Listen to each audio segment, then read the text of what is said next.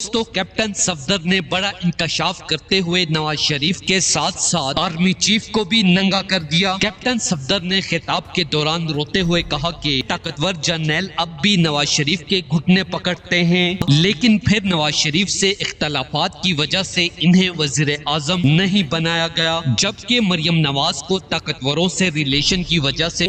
खान की क्या प्रॉब्लम है, ये डील क्यों नहीं कर लेता?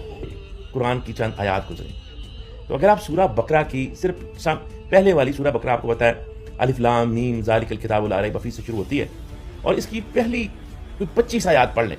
मैं आपके सामने 25 आयत तो नहीं, जिस सिर्फ एक दो आयत की बात करूंगा तो सारा मामला समझ आ जाता है कि खान का मसला क्या है। देखिए, खान यही बताना चाह रहा है आपको कि मुझे डिस्कशंस और डायलॉग्स करने में कोई प्रॉब्लम नहीं है। जब लोग डील कहते हैं ना, उसका मतलब ये होता है कोई अनड्यू बेनिफिट देना या लेना जिससे आप अपने प्रिंसिपल से हट जाए, इसको कहते हैं सो कॉल्ड डील। क्योंकि असल में कंपनी सरकार को आदत पड़ी हुई है सारे सियासतदानों से इस तरह की डीलें करने की। वो जो करते हैं वो सारा कुछ करते रहते हैं और फिर एंड से जजों से और सियासतदानों से जो उनकी पॉकेट में होते हैं उनसे अपना मामला साफ करवा लेते हैं। अब खान जो है वो एक डिफरेंट किस्म का बंदा उनको टक्कर गया है, जिसका ईमान वो थोड़े डिफरेंट लेवल पे है।